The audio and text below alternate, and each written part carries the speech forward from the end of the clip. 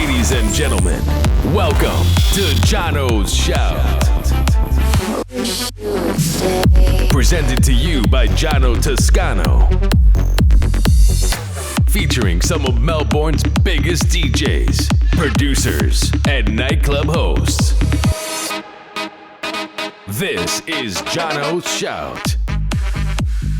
Cheers, Travlos. Cheers, mate. Thank you so much for coming in, man. Pleasure, man. You're quite a private bloke from what it seems, and there's a lot of people want to know a lot about you, so I do appreciate you taking the time and sitting down with me today. No worries at all. Now, when people hear Travlos, they think jungle, Mercy, TFU, Revolver, Sweep My Yard, Sick Cunt. Yeah. You're one of the real, like, original, blokes from back in the day. You've been around, what, 10 plus years? Plus, man, Yeah. And you're just as loved now and respected now as you were back then, bro. So, thanks, mate. I got heaps of questions and shit to get into, so we'll get right into it. Sweet. Usually I sort of go through a set list of questions, but I think for this special episode I want to let you just do your own thing, man, and I think I want to sit back with the rest of us and just listen to what you have to say, but Sweet, I'll guide you through some of the main ones I really want to get out of you, but I guess, can we get to know Trav? I mean, did you grow up? Can we know your real name? How'd you get Travlos, all that sort of stuff? Well, Travlos is my surname. Yep. My real name is Michael. Michael, yep.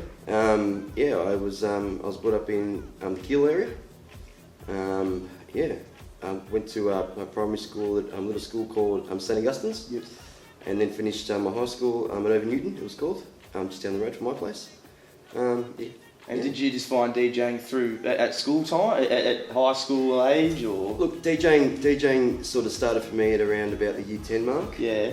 A cousin of mine was a party DJ, and he was doing a party for one of my mates. It was the 16th, and he ended up sort of doing the runner somewhere. I don't know, with a chick, and he asked me to take over for him.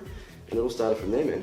So he started your... He pretty much started it, mate. Yeah, Paulie C, yeah. That's Paulie it. C, shout Paulie out. C, yeah, big shout out. And then did you start doing house parties and all that? I mean, was it common? Obviously nowadays a lot of us guys are doing that. Yeah, well look, I started doing the whole sort of, I'm 16ths, 18ths and stuff like that. I did that for about probably 5 or 6 years. Yeah, wow. Yeah, did that, that was sort of like a full-time thing for me. And sort of built it from there, man. Yeah. And then how old were you when you first, I guess, were you a big nightclubber? Did you used to go to, you loved getting on it and getting out? 100%, man, yeah. Most definitely, man. Look, I would always sort of finish my house parties, whatever, at about 12-1. Yeah. And straight to, sort of the TFUs back then, and, Who was playing back then? Look, Bartis and Paps had sort of just started. Oh, wow. Yeah, they'd just started. They were freshies at TFU. I'd always, Boogsy's one of my sort of, heroes. Yeah. He'd always be at Revolver. I'd sort of always see Sunshine play as well. Wow. Back in the heyday. Yeah, That's I'm unreal. talking probably 2006 now. Yeah, right. Yeah. Jesus. So was that like 18? Were you fresh 18 then, or were you a bit younger? Or? I was a bit older actually. Yeah, a bit older. I was a bit older than that. So I would have been about sort of 20, 21. Yeah, cool. Yeah. Well then, did you go to these places to try and get gigs, or were you just doing it for the love? It was for the love of the music, Yeah. man. You know what I mean? Like at the start, it was always like just for the tunes. Yeah. And the atmosphere, and then I sort of started meeting a few people and sort of got an opportunity, and yeah. Who gave you? Do you remember who gave you your first? My first crack at TFU was a bloke named Jason Colbeck. Oh yeah, yep. He sort of had faith in me. Yeah. Then from then, there's another bloke named Fish who was an owner of TFU as well, and he sort of put me on there, as a regular sort of thing, and it sort of went on from there, man. Wow. Yeah. So, because I want to talk, these days promoted DJing is quite a big thing. I talk to a lot of people who come on this about it, and it's quite important nowadays to start up as a promoter. Yep. Is that something you did, and is that what people did back then? Definitely not, man. No. Wasn't as big? It wasn't as big at all. How? Because nightclubs nowadays almost struggle without big groups of promoters pushing it. Yep. What was different back then? I don't think that there was as many sort of, DJs trying to crack into the scene, as what it is today. Yeah. So it was more it was definitely more about the music sort of thing, like there was like, like a demo tape or a demo CD which would be handed to somebody, and that was it, there was, back then Beatport had just launched, you know what I mean? Oof, wow. So I remember Beatport, logging on and clicking under a genre, and only being maybe in that day there'd only be maybe 1 or 2 releases. You know, Wow. and that was it, man. You know. So it's real, like, just starting out. It was real starting out, yeah. It's funny you mentioned that thing about the tapes, because I remember Bartis posted on Chub's wall the other week, or I saw this thing on Facebook, about handing CDs out. That's how it was. And man. that's obviously what you guys used to do. Exactly right, man. Yeah. Do you think now talent is not looked upon as much as it maybe was back then, and now it's all about numbers and who you know? I believe so, yeah. Yeah. Is that a problem, do you think, or is it just the way it is? Look, I'm sort of a bit old school when it comes down to it, you know what Yeah. I mean? Like, I wish it was still like that, you know? Yeah. Like, you know, I think we we all would. yeah, exactly right. But, you know, that's just how it's sort of evolved, and Yeah. you've got to work with it, and that's it, man. I want to get onto your production, man. Mhm. If someone goes onto your SoundCloud, there's only a couple of mixtapes on there and just a couple of a song. Yeah. What's the go with your music production? I mean, you're very exclusive with what you release, Yeah. and what you give out to people. Yeah. What's the reason behind this? It's just kind of like my sort of, you know, old school ways, I guess, Yeah. you know, just sort of keeping it tight and not sort of, you know, pushing too much. I'd rather sort of have people like froth over a tune that I've, you know, that I've made, and to come and watch me, you know, come and watch me play it. To play it, Yeah, so that was kind of how it was, and that's kind of how I've kept it. You Yeah, know? fair Tried enough. to anyway, you know. Yeah, absolutely. Well, there definitely is that exclusive feeling. And it's cool if you've got. It's almost like you found treasure, man. If you find or have someone's song that no one else has, Yeah, it's like, wow. definitely. I want to talk about your Broomstick song. Yeah, okay. Something that's not so exclusive anymore. Yeah, Everyone's got it. Everyone's probably heard it. Yeah. How did this come about, man? And how did it become such a staple song in so many sets? I'll be totally honest with you with that one, man. It was that I was playing at Jungle, Yeah. and I was probably off my head, and the tune that I was playing out of was running out. Yeah. So I quickly sort of, you know, rustled through my tracks. Yeah. And the first track that came up was Take That. Yep. Jürgen Papp. And talking to someone else, and by accident, the next track that came on was the a cappella. You're kidding. Yeah. Of our work. Yeah. Our Masters at Work. And it sort of just fell into place, man, and like everyone was sort of losing it. And So I'm you going, did it "Man." live? It was live, Do yeah. you do it live still? Always. You used to still do it I live? always do it live, yeah. Always, Fuck, always do man. it live. I've never even done. I put that down and able to do Yeah. a pre-recording of it. Always done it live, and yeah, and it sort of just fell into place, and yeah, everyone fucking loved it, and that was it. That's unreal. I started doing it every week and did it for a while, yeah. So let your music play out and get a bit fucked up. It was, and yeah, you'll man. find out. It was exactly right. Might I left the make fader it- up by accident, and Yeah. it just sort of, you know, it worked, man. It was Wow. in key and the rest of it, and That's unreal. yeah. That's fake, mate. Yeah, it was fake. Are there any artists' music that you just on tunes and talking about Tramp and the old school stuff? Are there any artists' music you still love to play from, you know, your old school times? Are there any? Look, Orc has Orc always, Show? you know, they've always sort of made, you know, tunes I've always loved. Yeah. I'm a Dean Dell old stuff. Yeah. You know, sort of always. You play a lot of different sets too. Just quickly, I mean, you Yeah. do your rev sets. Yep. So obviously it varies. Yep. Do you have it like you probably smash a bit of boogs in your revs and 100%. sunshine stuff? Yeah, man. 100%. Always. Like I started off as an R&B DJ, to be honest with you. Fuck, Yeah, that's sort of playing interesting. hip hop and the rest of it, and yeah, then it sort of moved on to dance music after that. And that yeah. probably came about from going out and Totally, yeah, exactly right, man. Well, what can we expect from you from the future? You said you're very old school and exclusive. Will you start releasing things, or are you going to be like that till the day you end? No, I reckon I do think I will start releasing stuff Yeah. pretty soon. It's time, I guess. You Yeah. know, I feel like I've got to do it. Yep. I've got a lot of tunes in the back burner, I guess. How ready many to have you got, Oh, I reckon? hundreds. Hundreds of There's tunes. like a lot of them are unfinished. Yeah. But a lot of them are sort of, you know, ready to go. I think. Yeah. Maybe Yeah. next year you can start sieving them Yeah, out. exactly right, man. You know. And I understand you ghost a lot of music too. Is that right? I've done a bit of ghosting. Bit of Yeah, ghosting? I've definitely done a bit of Because I wanted ghosting. to talk to you about what your thoughts on ghosting is, because it's a bit of a grey area for a lot of Yeah. people. People who get ghosted obviously like it. Yeah. People who don't, you know. What's your thoughts on the whole ghosting? For me, it's more a case of oh shit, sorry, I'm just cancel it. So you can take my it, bad, mate. my bad. No, no. Sorry about that. That's fine, mate. Yeah, so like ghosting for me, I find it, you know, a positive thing for me because I actually finish tunes. True. I work on a deadline. I work well on a deadline. Yep. And under pressure, you know what I mean. Yeah. So I find that's you know that sort of works for me. Yeah.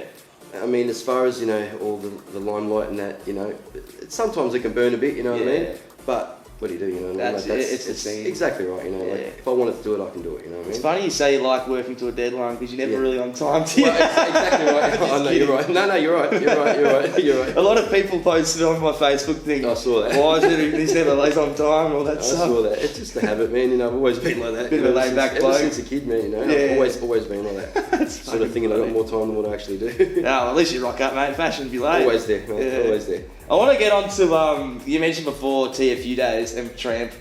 Yep. I want to talk about Tramp and TFU because, man, you've played at these places more than times I've had fucking hot dinners. Like, you almost live here. It's unreal. Pretty much, mate, yeah. How did you get to the position you're in? Obviously, TFU was probably the first residency you said. Yep. How did you get to the position you're in at these venues, though? Was it going there, flat stick? And It was just, it was pretty much like meeting the right people Yeah. and, you know, like mingling and the rest of it. supporting the night and that. Exactly right, 100%. Supporting the night. But you must have been doing something right, though, in terms of the sets you were playing early on. Yep. Because they probably wouldn't have kept you on otherwise. I mean, 100%. Did you find that sort of mojo early and go, all right, if I'm a Tramp, I've got to do this? And Pretty much, mate. It's just, it's all about sort of, you know, sort of picking the right tunes for the right sort of set and the right time. Yep, I guess, you know. What does Tramp mean to you as a bloke, as an artist, a person? I mean, you probably had a lot of memories there, bro. 100%. Same with TFU. Many memories, you know. What's the best memory at Tramp? Do you have any standout Mate. sets or? Look, the last jungle was ridiculous. You know, like last jungle, I did a 11 till 12 set, and then I jumped back on at 3 p.m. and played till 10 p.m. Holy fuck! Yeah, I played for 8 hours. There were man. people there still. I was still packed. Holy shit! It was unbelievable, man. Like, you know. So that was the last jungle. That was the last jungle. Changed to Mercy. Exactly right. Yeah, with Ronnie. Yeah. What's your? Do you have opinions on jungle versus Mercy days? Is it? Look, everyone sort of has their own sort of opinion. You know what I mean? Yeah. Like, you know, everyone sort of got the old, you know, it was better back then, or it was different back then. But you know, it's just the way that sort of times have changed. You know, and you know. It's just, it's just how it is, I think, man. You know, You still love playing at Mercy? I still love it. Yeah. Yeah, I still love it. Yeah, I love all the guys down there, and you know, everyone treats me well. And That's all it matters. yeah. Well, I actually wrote down here what's your best memory and moment from jungle and TFU, but you sort of said that, so that's the birthday and all that. Yeah, that was amazing. The scene. Yes. You're one bloke I want to talk to you about. Yep. About the scene in general. Yep. It's obviously come a long way. It's gone up and down all around. Yep. So, but you've been through it, you know, since day one. So, do you miss the old Melbourne sound or any of that? Do you miss it, and would you prefer it? Look, it's kind of like, it's hard to say from my sort of perspective. You know what I mean? Like, I sort of, you know, take what it is and make the most of what I've got, and you know, it's sort of a tough one, man. You know, like. Do you still appreciate it as Yeah, most definitely. You still enjoy going out there and doing your thing? 100%. You know, like I've still got that, you know, that sort of, you know, hunger sort of thing. Yeah, know? awesome. Yeah. What about what's changed in the scene that you might dislike? Is there anything in particular you go, fuck, like this wasn't like this back in the day, and it's sort of. Look, man, it's kind of been the same for me, you know. Yeah. Like, you know, apart from, like, you know, the music sort of changing a little bit and the rest of it, everything else has been sort of pretty sort of steady. Similar. Yeah, through my eyes, man. Yeah. So you don't really see anything and go, fuck, this is like killing it. This is killing the scene. This is making it shit. You're pretty happy with it? The whole sort of, you know, the promoted DJ sort of style thing, you know, it kind of does me sometimes. Yeah. You know what I mean? But is that because maybe they're getting sets that other people like? What's the reason? Well, yeah. Is that right? Yeah, I believe that. Because I sit back during the week sometimes and go, what the fuck are they playing? Yeah. And like it's hard to admit it, and it's almost like, fuck, like we're putting all this working. But anyway, you understand it. Yeah, does make exactly sense, right. I do, man. I definitely understand. It is what it is, you know. Yeah, that's where we're at, you know. Well, speaking of sets and the scene, I spoke to you about this a couple of weeks ago at the Orc and Friends party. Yes. You mentioned you wanted to start getting some maybe live stuff in your sets. Yep. Can you talk to us about this? Have you ever, do you play instruments and? Yep. I started actually as a guitarist. Yeah. I learned the guitar from about year 7 to about year 12 actually. Yeah. So I did it for about 5 years, and I played in like a school band sort of thing. And we did a few parties, but so I did lessons for a few years and sort of kept it up ever since. Yeah. And yeah, so like I've always wanted to sort of incorporate my sort of, you know, sort of guitar sort of thing into a set, and you know, like having some live sampling, you know what I mean? Yeah, cool. Yeah, that sort of stuff. So would it be sort of like sampling as opposed to having band members playing over a song, or what's your vision? Look, it'll pretty much be sort of me on a guitar, maybe a vocalist. Cool. And me sort of sampling beats as well, Sick. as well as sort of playing, you know, into a set. Yeah. You know? Yeah. I know my mate Max has done a few, like he's got a saxophone, like he brings his sax in and plays it, and vocals as well. Yep. It adds another element, 100%. and it's something different. I think now the scene and the scene, you could maybe agree that it's pretty similar every week. Yeah. So are you planning to get onto this like soon, or are you still sorting it out? Sorting it out now, Yeah. sort of getting it all together and, you know, making it right. Yeah. Yeah, just sort of being confident with it, I guess, is the biggest thing. Yeah. I And the guess whole you setup thing as well, you know. better say that. How do you go about? What about a whole Travlos show? Would you do that? Have you thought ever about I've doing definitely thought about everything. Yeah. You know? Like, it's, something, you know, something soon's gonna sort of, you know, something soon's gonna happen, I guess. Bloody hell, that's awesome. Yeah. Well, during the week before filming this, I posted on Facebook and Instagram, what could you ask Travlos? And I had a few. Yep. Had a lot of stupid ones, had some actually good ones, but you can take your time answering these or go in depth as you like, because there's some of them are really interesting. Okay. So, Nicolette Moores asked on Facebook, why doesn't he have social media? And that's a pretty good question, I think. Look, I know you've got a private account, but you don't. I've got a like a fan page sort of thing, which somebody runs for me. Yep. I'm a good friend of mine. She looks after that. I don't know, man. I just coming sort of, you know, from the old school sort of thing. Yeah. There was never none of that. Yeah. So I kind of like the first sort of, you know, 5-6 years of my DJing career, there was no such thing. Yeah, you know? true. I mean, there was MySpace. Yeah, which I had actually. Which I had in MySpace. It was pretty brief. Yeah. But I kind of So we're certainly in a social media age. 100%. I mean, everything revolves around it, and you're almost weird if you don't have it. I'm not calling you no, weird. no. No, you know what I mean? No. But do you think the social media's affected our scene in a positive way or in any way? Look, it's definitely been positive in ways, but negative in other ways. Yeah, too, true. I guess it's just it didn't really work for me. You know what I mean? Fair enough. Yeah. Like when you say it's negative in some ways, I sort of ask why it's negative. I mean, do you think it's too much?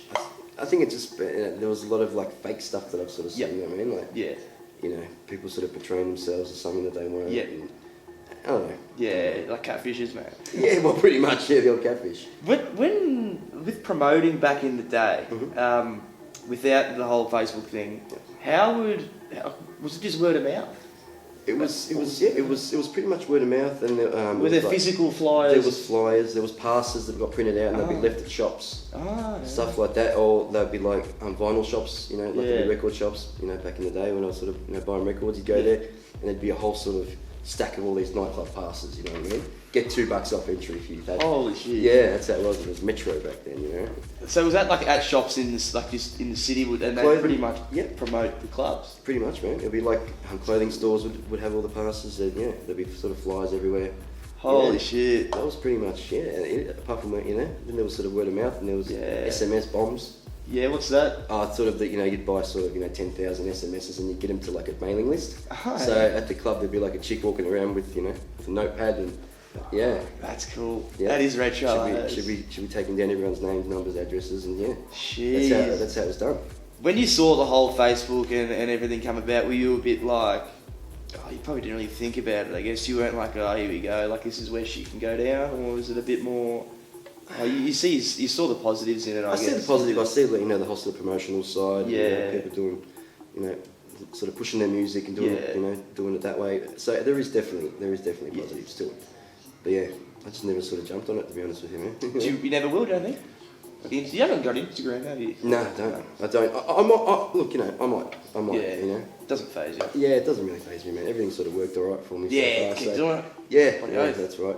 I got another question from Ben Ashmore. He says, when did he start producing and DJing? Sort of touched that before, but... Yeah, like producing, I started in 2006. Yeah.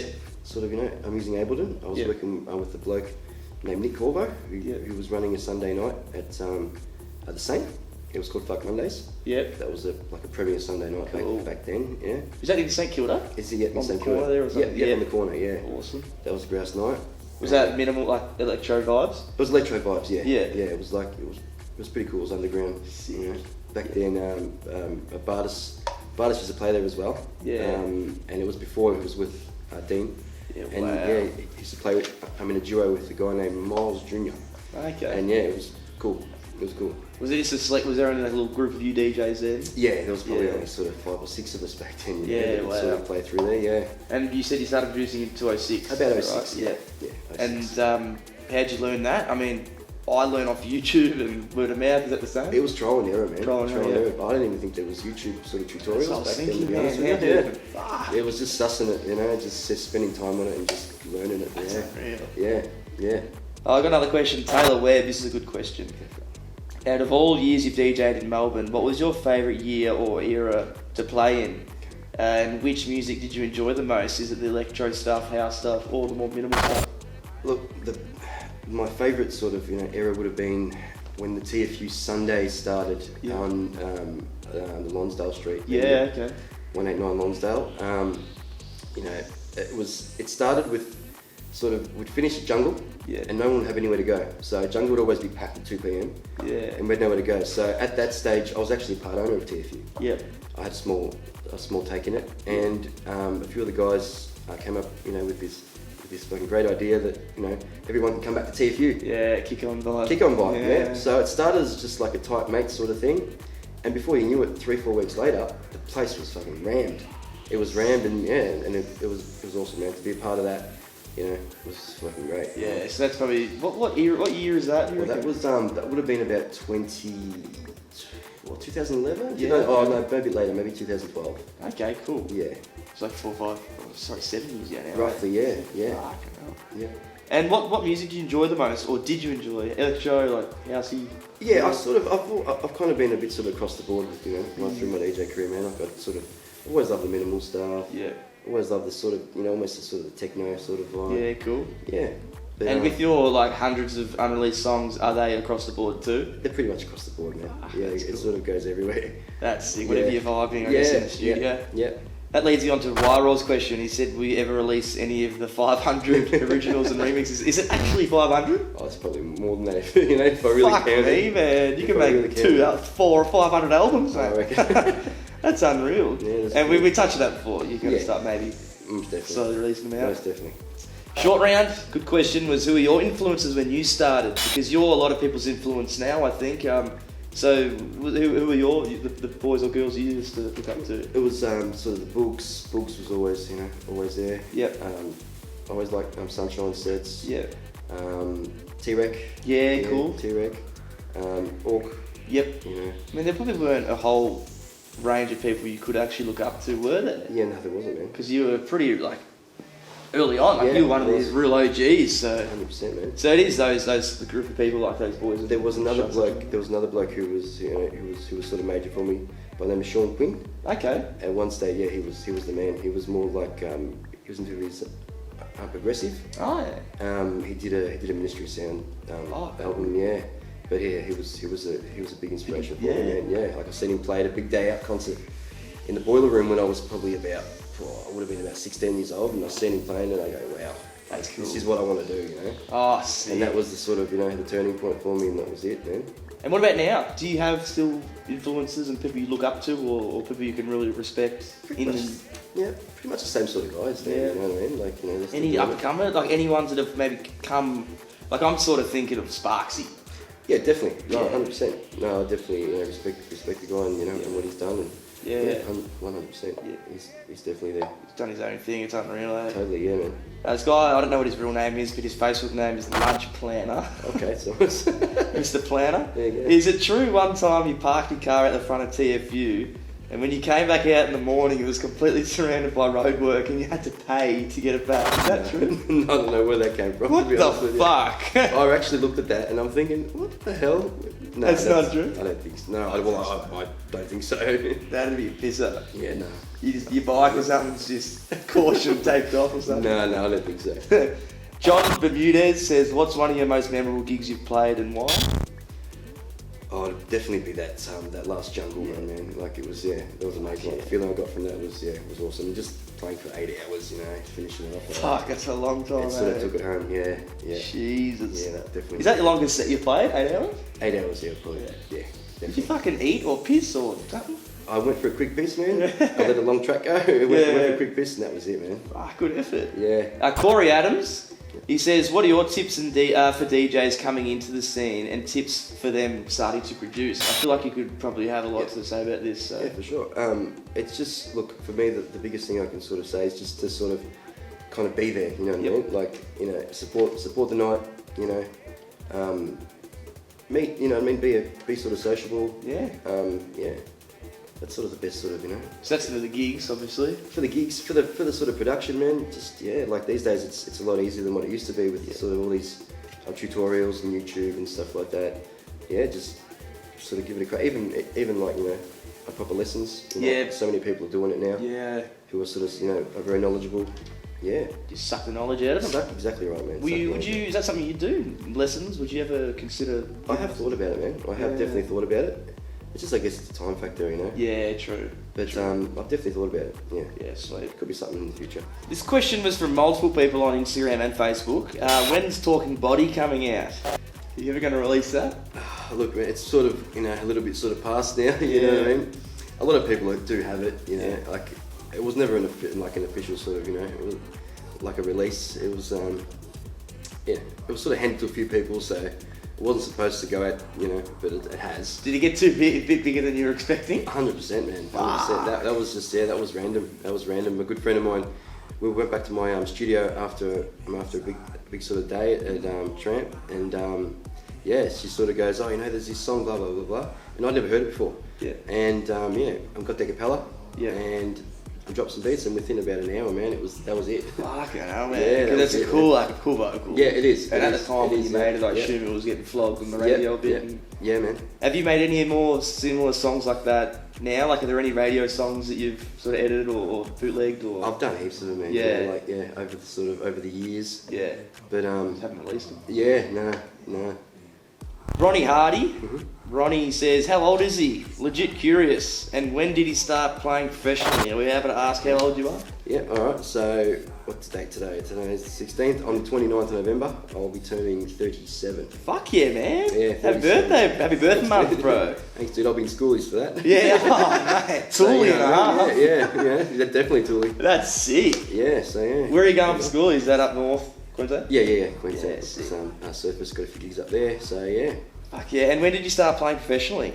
Would have been 2000 and probably 2006 properly. Yeah. So professionally, I guess means is this a full-time thing for you? It is, yeah. And do you have any other jobs apart from this? No. So you just sort of live off the gigs and off the music and definitely, man. Yeah, I've been doing that for probably like over 10 years now, close to 15, I guess. Do you love it? Is that a cool lifestyle to have? Most definitely, man. I couldn't see myself doing anything else. Yeah, not really 9 to 5.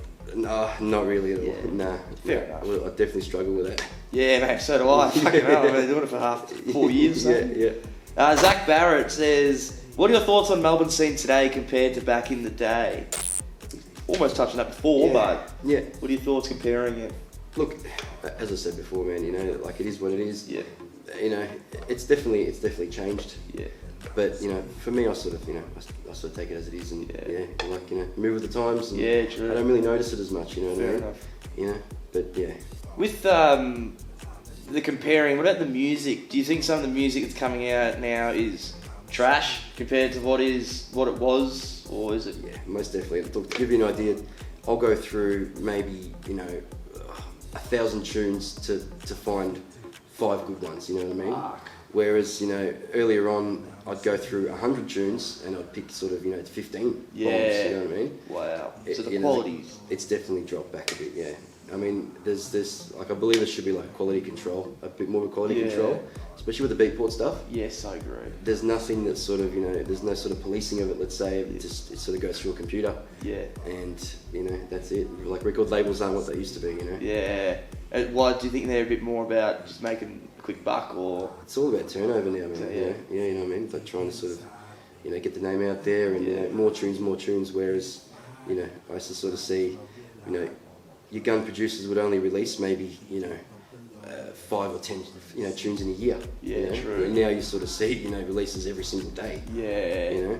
It's a bit more too much. Quantity over quality. That's exactly in a way. That's what I believe anyway. Would you ever do a record label yourself? Have you thought about that? I have thought about it before. Is there a lot involved running your own label? There is. It depends how you want it. It's pretty easy to sort of start a record label. Anyone can do it these days. Yeah. And mine a record label, but if I was to do it, I want to do it properly. Yep. But yeah, it's definitely on the cards. Yep. Sweet. Definitely. Jack Mason on Facebook said, "How come you tend to stay away from social media and being active on SoundCloud these days?" As I said, I think we touched on that roughly before, man. Just sort of keeping the old school sort of thing, word of mouth sort of thing, and just to be there for my sets, Yeah. I'd rather sort of that, and sort of just put out, like a mix every now and again sort of thing, rather than sort of thrash it, So is that why you're a bit more inactive as well? Yeah. How do you see SoundCloud? Have you seen it go up or down, or? It's definitely been a positive. Yeah. Most definitely been a positive. But I've always been a believer in like too much no good. Yeah, true. Yeah. Because I remember, man, before I started DJing, SoundCloud was just this big thing in Melbourne. I think it was obviously worldwide, but everyone was on it. I used to tell people when you were online, even. Yeah, I exactly. remember I used to listen to a lot of like Sammy Lamarca's first minimal stuff, and I think I was probably fucking like 14, 15. Yeah. And when it was online, I was like, fuck, he's online. Like, he's literally sitting on a computer. And I thought that was a cool little touch, but just think over the years, the traffic on SoundCloud has gone down. There's not as many people using it. It's lost this like exclusivity in a way. Yeah. It's sort of... And now they're doing a lot of ads and all that sort of shit, and it gets a bit more about the buck as well. And 100%. obviously Spotify's maybe come in and... A lot of things get pulled down as well. Yeah, that's true. Especially with sort of like, the sort of stuff I do, like a lot of acapella sort of stuff, it sort of gets found and they pull it down, man. Yeah, the copyright stuff, that fucked Melbourne up, man. I think, man. Literally. Yeah. So I kind of pulled back after that a bit, Yeah. No point, it's going to get pulled down. This will probably get copyrighted just because you're in this chair, mate. Yeah, true. The world's that soft. You're not allowed to be here. I got some curious questions for you. Cool. Firstly, starting with the day in the life. What's a day in the life for Trav during the week? During the week, it'll consist of a nice sleeping. Sweet. Nice sleeping, mate, and I spend a lot of time in the studio, man. Yeah. Spend a lot of time in the studio, just mucking around with stuff. I've got a pretty sort of You got a studio at home? At home, yeah. Cool. Yeah. It's a pretty elaborate setup, man. Proper sort of setup, and I just play around in there. And, You cook at home and shit? Yeah. Yeah.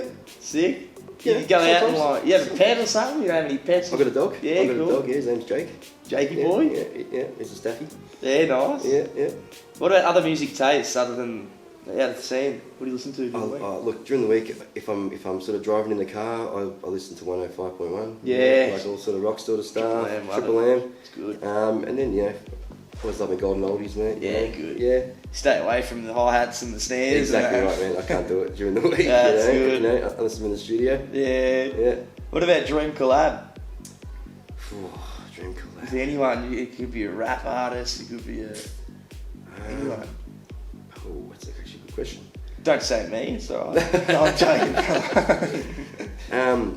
Look, it's always been on the cards to do something with books. We've always spoke about it. I mean, one day we will do something, I reckon. That'd be cool. We speak about it, every time I see him. But that'd be awesome, man. Yeah, that'd be awesome. I mean, like you mentioned, you've loved him since. Man. So Always been someone I looked up to. Yeah. What about dream gig, man? You've had a lot of gigs in your time, and I'm gonna go off of that. What has been your favourite gig, maybe other than this Tramp one? Everywhere you played. What about your dream gig though? Firstly.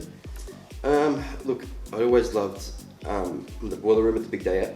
Yeah, because you mentioned that before. Yeah, that was always sort of like a gig I'd always loved to play. In front of sort of 10,000 people in like just a tent. You know what I mean? Fuck, that's cool. And just to sort of play, just to play underground sort of techno, I guess. Fuck. Yeah, it would be awesome. That was always been one of my dreams. Yeah, fucking right. And your favourite, your biggest gig to date? What do you reckon has that been? Have you been international yet? Have you been overseas or? I've been to Greece a couple of times. Yeah. Just played a couple of sort of local sort of gigs around there, man. Yeah. But it was more of a holiday, so yeah. I wouldn't really call it like you didn't tour, you know? Yeah, no, you go I over wouldn't holiday say and that. call it a tour these days. I've always sort of stuck to Melbourne, man. Fair enough. Always sort of stuck to Melbourne. Do you look to go overseas or more interstate weekly or? I'd like to. Yeah. I'd definitely like to, man. But when the time's right, I guess. Yeah, you know? fair enough. When the time's right. And what about our biggest inspiration? Probably Boogs, and Yeah. I wrote that down there. Yeah. What about a pet hate in the scene? Is there something that you see that you're not a negative bloke from just what I've gathered in the last half hour, but Definitely. is there something that you just can't fucking stand, like anything? That people message you and just ask for is there anything that something you might get? I'm just trying to think of little things that I might get and go, oh, what's he getting? Yeah. I guess just for tunes, I guess sometimes, you know, Yeah. it kind of does my head in. Is it a bit of a respect thing? Like, don't ask for the song if you don't deserve it almost? Well, kind of in a way, you know. Yeah. I mean, like, I sort of sometimes have to, like, spend so many hours just looking for that one bomb, you know what I mean? That's right. And then just to hand it over like that, sometimes, I mean, Yeah, I definitely see what you mean. Yeah. Like they should have to go through it. Most times I always will, you know what I mean? Yeah. I'm pretty sort of, Sick and half some? I'm pretty I'm kidding. I was kidding. That's a good one. That's a good one. So maybe just, I think there's a lot of people are very confident these days, man, and they don't fucking worry about what you're gonna say. Totally, man. I feel a bit embarrassed. Yeah, man. I'd be embarrassed to ask some shit that they ask. 100%. But each their own. Each their own, exactly. And lastly, man, it's my last question before I wrap it up. What does the future hold for Travlos? You've done a lot, bro, but what do you reckon? From record labels to gigs to anything? Probably to, I'd love to sort of start a record label. That'd be awesome. But more so the live thing that I touched on before. I'd love to sort of, expand on that. And take that to the club, man. Yeah, cool. And do something with it. What about after DJing? What about after? Do you think you DJ to the day you die, or do you think? Look, I'll push it as far as I can, man. You know what I mean? I've always loved like the whole sort of nightclub, vibe. I'd love to, sort of own my own club one day, man. That'd be awesome. Yeah, cool. But yeah, I definitely want to stay in the scene, man. No, you've been in it so long. It's been a while, yeah. Well, bro, I do appreciate you coming in. I mean, man, it's awesome to hear your side of the story and to get to know you, man. Because like I said at the start, no one really, gets this opportunity. So cool. Thank you so much, man. Pleasure, do appreciate man. it. I fucking love that jump right in store there. The old tramp. Tramp plug. Yeah. Just do it. Just do it, man. That's it, man.